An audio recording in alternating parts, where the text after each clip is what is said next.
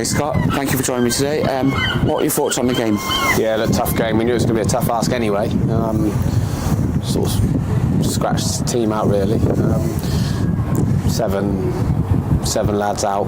So we knew it was going to be tough, but look, we also wanted to reward one or two. Thought we got really good performance from Jake Hicks as well. I was really pleased with that for his sort of full debut. He put in a really sort of accomplished performance. And look, we had to change the shape with what we've had in the last, well, most of the season really. Injuries have hurt us when we needed them the least, if that makes sense. But it was always going to be a tough game, but I thought our shape was probably caught them a little bit by surprise, and we looked quite solid. Still a threat going forward, obviously. Then just to compound things, we've already got lots of injuries in different bits and pieces, and the disappointment of the two results over the Easter weekend. Although I have to say the lads' application and attitude today was top draw, and the support was again brilliant. I'm sure you'll ask me, but they were outstanding. It's a long way to come for a game that would have been a miracle for us to get in the playoffs from today. So in all sense and purposes, it was a bit of a dead rubber. We just enjoyed 20 minutes with them at the end of the game. I think that's important. But obviously, just to compound things, see there was a red card, and then I thought we reacted well to that actually. We had a good shape about us once the first one went in from a little bit of a loose clearance, which was a shame because we felt we'd given a really good team with a really good manager a goal. Great finish, but should be stopped at the source really. And again, the second half, I think the lads followed it in from pretty much 6-yard box, which is disappointing from my point of view. So yeah, a little bit disappointed to go in 2-0 at half time. We wanted to give those lads an opportunity to come back out for the second half, and we actually, as the game grew on, it became really open, and they had 3 or 4 more opportunities to kill the game off, but we probably had 4 or 5 opportunities ourselves to get 1 or 2 goals today. So it is what it is. We knew it was going to be a tough ask today.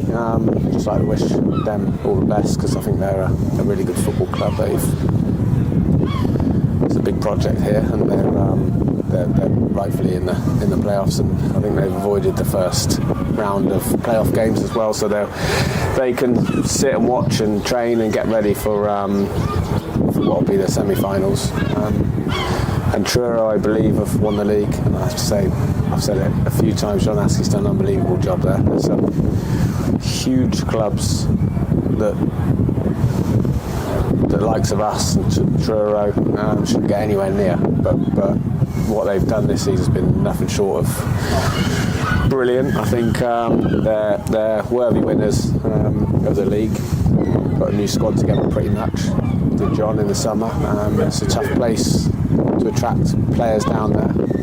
New stadium, the community's got behind them, and I'd like to wish them all the best and give them our congratulations from not just me but everyone at the club. Definitely. The squad as well, it's been a transition, new players have come in. How you assess that period? Yeah, I'm really pleased with where we are, but I'm not going to jump around because we finished 8th. I think on reflection, we'll look back and it's another a season of progression where we've had some wonderful times, some brilliant games. Really pleased with where the squad is. I'm really pleased with where the squad is already going into next season. We've got 90% of the lads done. I've got some tough decisions to make over the next week or 2. Sit down with some players to discuss where we go and what we do going forward. And we've got to find a way, I think, as a club, because that's the 3rd time in the last 4 years we've gone into the last 6 to 8 weeks of the season where we're pretty short, too short to be competitive really. But we got a lifeline in the probably poor analogy, but we got a lifeline when the Tonbridge game, which was a frustrating one for us, when the young lady went downhill. The flip side of that was to play another game. We lost Dawes and Baston, who'd been outstanding for us going into this period. We thought we'd managed to cope without, we'd learned to cope without Chamberlain and Pope. But that point we still had Pedro Borgas and we still had Dawes and Baston. Once those 3 or 4 were out as well. It was always going to be difficult for us going into this last period. But we had the same last season. Season before we got away with it. The season before that we went in playoffs against Hayes and Yeddin, and I remember Jacob Kane and other people sat with me, not able to play. So look, it's costs a lot of money to run a football club at this level, and to do it the way we do it, absolutely hats off to everybody. We need to find a way of somehow making sure that we've got enough in the tank and in the squad and the changing room for competition, and also to make sure we give ourselves the best chance possible going into the last few weeks of the season. Because had we got in the playoffs, we would have been pretty bare going into it, and some of it's circumstantial. We've had some horrible injuries this season. With James Waits was an early one, obviously. He was out, missed most of the season, and he's battled back brilliantly, and he looked sharp again today. So looking forward to having him back pre-season, ready to go. But when you had Ollie Chamberlain, who was, I can't remember who played a foot wrong for us, when he played fullback either right or left side, and got a really sort of innocuous but serious injury at Chelmsford, which has ruled him out. And then obviously with the others, it's just it's frustrating. I feel a little bit unlucky, a bit hard done by that we haven't had a fair wind with that, but it is what it is. And you're right, we should be proud of where we finished, but it's my job to make sure that we're not singing and dancing about that, because I think with the base of the squad we've got enough in there to finish higher. Yeah, no, you look at some key games this season, Bristol Rovers in the Cup. It's been a fantastic season. The fans have supported you every single way. What have you taken from this season? Really enjoyed it. I really enjoyed working with the board again. Ollie and I have got a really strong relationship, and we work well together. We've shared a lot of good memories again this season. We've got an unbelievable set of lads, and they're a pleasure to work with, honestly, every day. But I have to say the staff and you guys, the media, and everyone behind the scenes that people don't always see. The club's growing richly in that way. We just take. It's been a long old season. Everyone deserves a good break. We've already started the work for next year. Pre-season planning's all pretty much done, so we're in a good position with all of that. But the main takeaway is probably pride in how we've applied ourselves week after week, training and games. A lot of it people don't see, of course, but the lads, we pretty much never have any issues with any of them. They're a real credit, and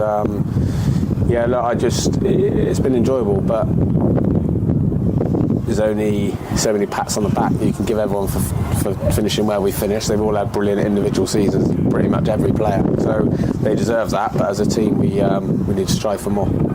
And last words, I mean, the supporters have come with you thick and thin, coming today, like you said earlier, for a game like this. I mean, they've been 12 man this season, haven't they? Yeah, absolute class. And our away form, I think, was a point behind Dorking before today, or 3 points behind Dorking. So us and them, top away form in the league, and they're a big part of that. They're a big reason for that. And if you've got a team that run hard for you, and will. Sometimes they know when we've been up against it a little bit, like today, and there's been other times they stuck with us through that as well, which is great. And I think that there's a close bond between the players and the supporters that travel. It's it's good. It's growing. Like when I first came to the club, I think our crowds were sort of 300-400. Everything moving in the right direction. Fans are absolutely class again today. We spent a good 15-20 minutes with them then, and I look forward to seeing them again. Definitely. Scott, thanks for joining me, and congratulations on what you achieved this season. Cheers. Thanks.